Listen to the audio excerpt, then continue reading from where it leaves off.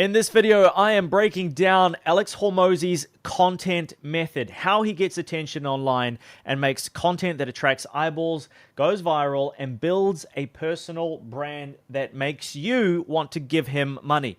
I have given him thousands and thousands, tens of thousands of dollars, and it's because of his personal brand. Now, I have used this over the last couple months to grow my YouTube channel, like triple my YouTube channel and get 21,000 views in the last 28 days.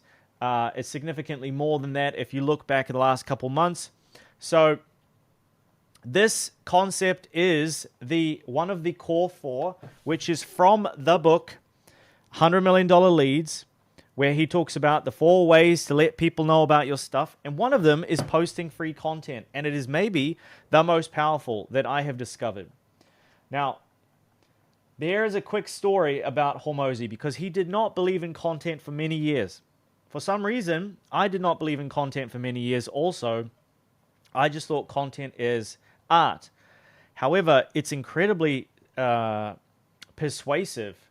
He thought, he has limiting beliefs just like me and you, that you just need to run ads, do cold outreach, and branding is all fake voodoo. But then he saw The Rock, and he saw Kylie Jenner, and he saw people like Logan Paul and KSI be able to build billion-dollar companies off of the backs of their personal brand. And so I've talked about this briefly before, but this is the one where I'm going to go super in-depth into the types of content he suggests, the different types of hooks, and all these other sorts of things, right? So he felt like something was missing, and that thing that was missing was personal brand. And that's when he went all in on the personal branding. Now, he famously shares a story about he was talking to Dean Graziosi, who said, I don't know about this content thing, like all these crazy people showing up at your doorstep. And Dean says, if that's the price you have to pay, if that's the price I have to pay in order to have the impact that I want, then I'll pay that price every day. And Alex put his ego aside and started making content. So what posting content actually does, right? You give away free value, and it needs to be valuable. I spoke to a chap the other day who said he wants to gatekeep all of his really good value and keep it behind a paywall. Not even a paywall, but like Anyway, and so my recommendation is give away all the secrets, sell the implementation. Give away everything. You should feel uncomfortable with the amount of value that you're giving away because you're like, oh, if I publish this, are people still going to pay me? I don't know. That's how you should be feeling. People will consume it. They want more. Your brand grows. And they don't want to do all the work. They see you as an authority. And so they reach out to you and they get you to do the implementation. If you're a service-based provider, service-based business, then absolutely you need to be posting content. So warm outreach is powerful, but it's limited. It's one-to-one. Content, however, think of them like little pieces of real estate. And again, I am not a big content creator by any means, but if we go to a video like, okay, let's say this one, when did I publish this? I've been making one video every single day. I'll see it here, won't I? So I published this on a couple weeks ago. Yeah, a few weeks ago. So most of the views happen in the first 3 or 4 days. But if we look here, we've got 1,024. And here we've gotten 91. So there's like another 70 odd views that have just like slowly come in. And the beauty here is that what will happen is over time, it will just continue to get views. YouTube will just continue to push it. Like even today, you can see they got 1 or 2 views. That's a potential customer. I can go back and I can change the thumbnail. I can test a bunch of stuff. The YouTube algorithm sometimes just picks things up randomly and just pushes it, and it just catches into the zeitgeist of things, and it just does its thing. I had a video that I posted on a different channel one time, which got a couple hundred views in its first few weeks, and then it went on to do 1.3 million views. I don't know why. It just did. Right? So think of them as little pieces of real estate. You put them out there. The work is done once.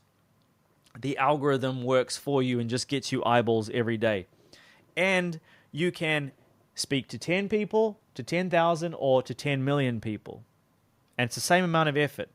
I would suggest that the better the content, the more people come in. And so it's just like a little bit more effort. Like if it takes you a few hours to put together an okay video, if you just tripled the amount of effort that you needed to put in, you wouldn't get triple the amount of views, you'd get 100 times the amount of views. And Mr. Beast has talked about something similar. Now, content has trade-offs. So you grow your audience, you get more leads to reach out to, makes ads and marketing work way better. Costs time, not money. A viral video is free distribution. It's harder to personalize. It's highly competitive. And if you're good, people copy you. And so you kind of have to always be on your toes, constantly innovating. And you always kind of have this anxiety, like you need to be relevant and put something out today that catches into the algorithm. And who knows? It's kind of like a little bit of an exciting feeling, but also a bit anxiety inducing. You know, I'm just being honest. All right. So the most important part of this whole thing is what Hormozi calls the content unit, which is hook, retain, and reward. And so every long and short form piece of his content is either hook, retain, reward for short form, or hook, retain, reward, hook, retain, reward, hook, retain, reward for long form. So first you need to stop them scrolling, then you need to retain them, keep them listening with lists, steps, or stories, and then you need to reward them. You need to drip a little bit of dopamine in their ear. So how do we hook them? Give them a reason to stop scrolling. So that's either with a topic, a headline, or some kind of interesting format. So here are some of the topics. You can either go far past, which is like life lessons or moments that permanently changed you. So Hormozi suggests that, you know, when he had $1,000 in his account, he thought about quitting daily. He had DUIs, mum's in the hospital, he lost everything. Holy moly, he had nothing. How the F is he going to get out of this? From rock bottom to breakthrough. Recent past, so look at your calendar from the last week. Look at conversations, dilemmas, events, insights. Your daily life is content. When I was going through some stuff a couple weeks back, I made content about it. Maybe that resonated with some of you guys. So, you know, Hormozi does this all the time on Twitter. I spoke to a business owner last week who gets to 100% of the leads within 60 seconds. He's closing at 55%. Get to your leads faster. And then here, Hormozi is a quick short. So I'm at this dinner with a bunch of college seniors, and they're all talking about how they want to get into entrepreneurship, that they're entrepreneurs, they're starting their business. And I was like, hey man, I talked to you 6 months ago, so where are you at with that business? He's like, you know, I'm still getting... Yeah, so classic story. Oh, I'm still getting the LLC set up. Bro, the website's to come in, you know. And then number 3, present moment. So stuff that's happening in the moment. Ideas. He used to email himself a big long thread every single year. Now what he does is he uses Twitter. And so if you're not following me on Twitter, you're not going to make it. But what Hormozi does is that he posts thoughts on Twitter 20, 30 times a day. You can see like he just puts out quotes, thoughts, and then he takes the ones that get the highest likes and engagement. So like this one got way more than this one. Well, why? Could it be that this idea is better and it would work better?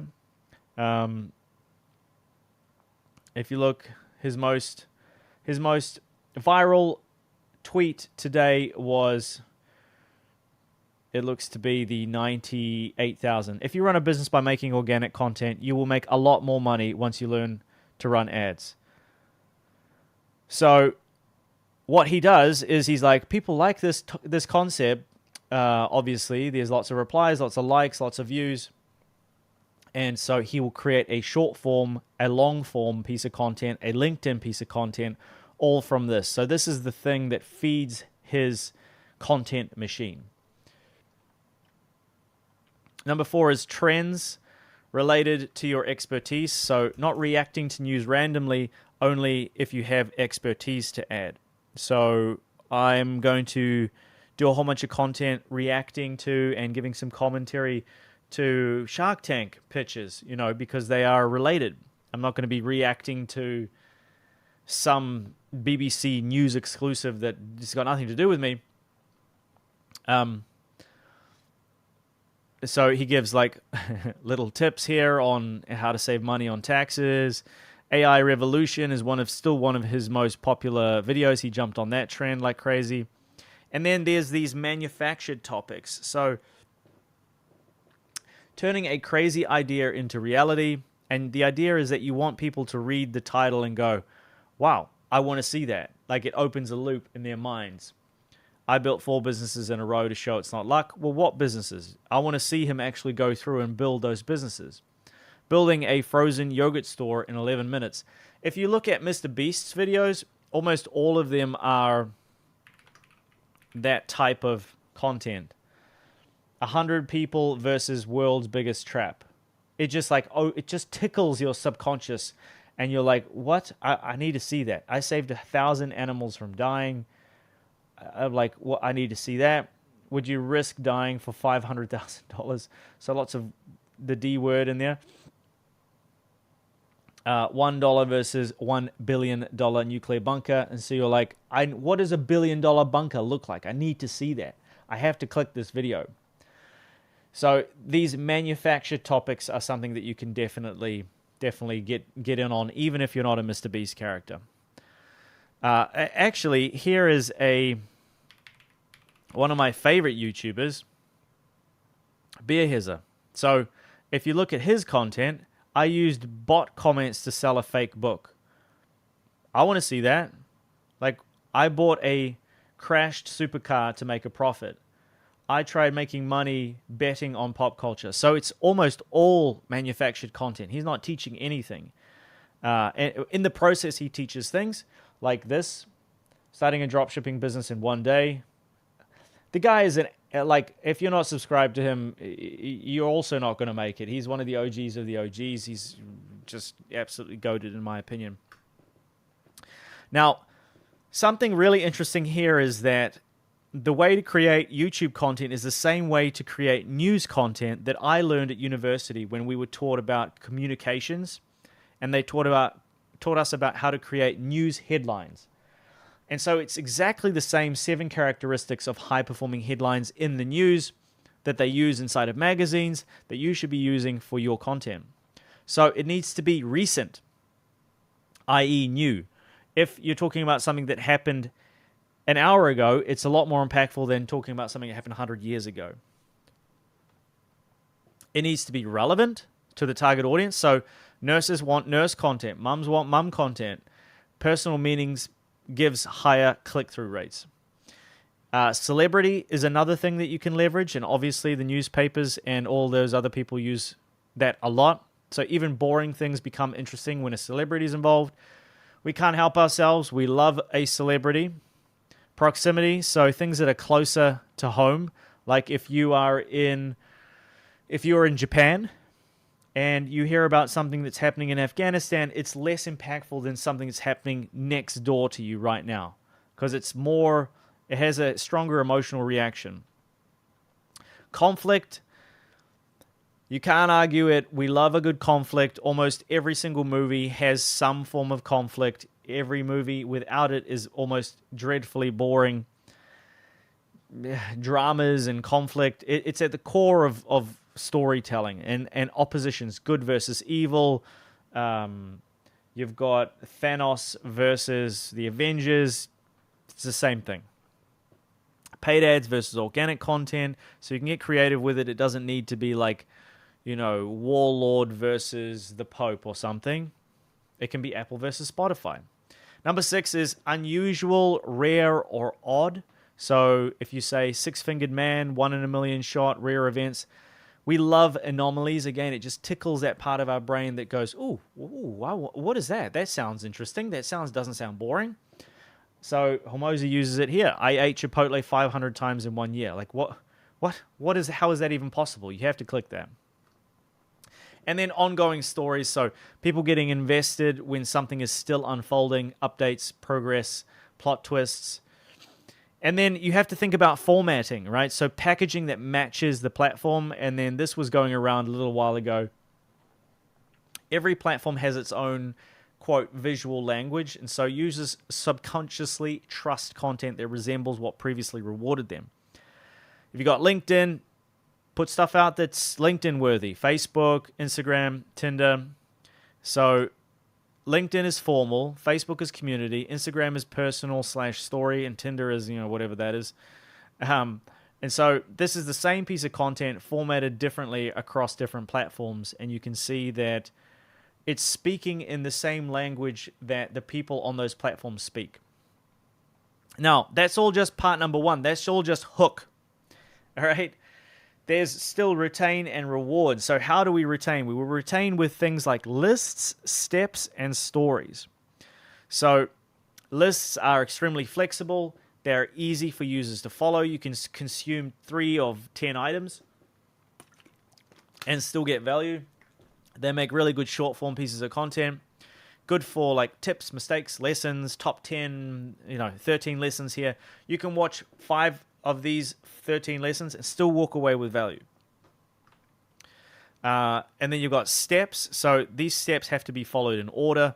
If the first step is good, people want step 2, 3, 4. And also, if you hook them incorrectly, you can also tease step 5 or 6 and retain them throughout, right? So some examples of Hormozi's content here. It has a clear reward if you finish the piece of content. And then stories are pretty self-explanatory. You can, like, if you really want to dive deep, you can look at Dan Harmon's Story Circle, which he made famous with his which he made famous with all of his movies, and I think it became famous after Rick and Morty. So it starts with you have a protagonist, then you need something because something isn't right, so you go and you search, and then you find, and then you take, and then you return having changed, and change is the last one. And so these 8 steps are like, if you look at Star Wars, it's, Luke, he needs to find out what happened to him and his family and the Force or whatever. He goes in search for answers, and he finds usually a mentor of some kind. So he finds Yoda, and then he pays the price, and he loses something, chops his hand off, and spoiler alert, finds out that Darth Vader is his father, and then he returns back home having changed. And so if you just want to tell a decent story, like, just tell your story. You don't need to make that up. You don't need a story circle, but it helps a lot if you tell really compelling stories. So Hormozi does this as well. It's a great retention mechanism because people connect with humans. People connect with other people.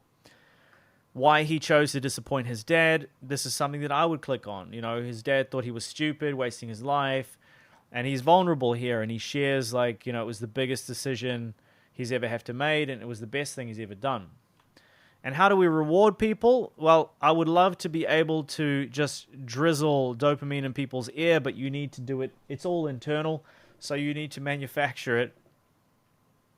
You need to satisfy the expectation created by the hook, is the easiest way for me to explain it. So if a hook promises 7 ways, deliver 7 good ways. Not 4, not weak ones, not obvious ones, 7 good ones. And the reward is meeting or exceeding expectations. So make a promise and keep it or exceed it. Too long doesn't exist. You have sat and binge watched Netflix for 5 hours before. I know I certainly have. I've sat there engrossed in a Harry Potter book when I was younger. And so attention spans are not shorter. We just have more options, and our standards are significantly higher. We have this dopamine releasing fancy machine here that drips dopamine into our hypothalamus or wherever it goes at ridiculous rates. And so if your content is not better, it's difficult to compete. It doesn't need to be shorter. It needs to be better. Rewards increase when the right audience is hooked. Retention pulls them through. You deliver real value at the end. Bad reward breaks trust. So people may watch once, but they won't return. And so I learned this clickbaiting people with some stuff. They come in, they don't get rewarded, and they don't return. Sometimes they comment and they say, unsubscribed. Don't do this. Yeah, okay, fair enough. We got views, but it wasn't worth it in the end. So good reward builds brand. Hopefully you come back to my videos because there's some value that you get from these, and I try my very best to promise and deliver the things that I promise. And so my click-through rate increases over time without even trying, because the people, like you wonderful people, watch all the videos that I put out, and you know that if Jordan put out some video, usually something interesting, and usually instead of me spending 5 hours hunting through Hormozi stuff, he's got a 20-minute video on it. Let's watch that instead. And it's usually pretty spot on. And so, like I said at the beginning, you've got hook, retain, reward, and this is just one content unit. Think of them like if you're a stand-up comedian on Kill Tony, you first need to master a joke, a 1-minute joke, and then you just stack a whole bunch of jokes on top of each other to make a full hour. It's the same with content. So you've got hook, reward, hook, retain, reward, and a whole bunch of hook, retain, reward Lego pieces that you stack on top of each other. And so what you can do if you're looking to get into content is start with short form. Figure out how to do that. Figure out how to tell really short, compelling stories. I did that. If you look back at my videos, well, okay, if you look back at my videos, you can see that I posted something like 45 or 50 short form pieces of content before I posted a single long form content, because it was just easier for me to wrap my head around, and then expanded it into long form. All right, so we're wrapping up with the golden rule. Make content for strangers. Don't make content for people who are already subscribed to you, because just assume that nobody knows who you are. Never assume they watch your last video. Never assume that they know exactly what's going on. Always over-explain things, because if you're constantly talking to an existing audience, then it means that you're never growing. And the goal is to consistently grow and compound over time. Right, and move forwards. So don't use inside jokes without context. Your existing audience will not mind basic explanations, and new people need those explanations to feel included. So this one changes your content. This one change makes your content grow faster, because you're speaking to brand new people. Assume that nobody has watched anything that you've ever put out, and you will just grow faster. So that is Alex Hormozi's content method. In the next video, which I will link on the screen, I talk about how to turn the attention, now that you have the attention, into how to make money with the attention running free content.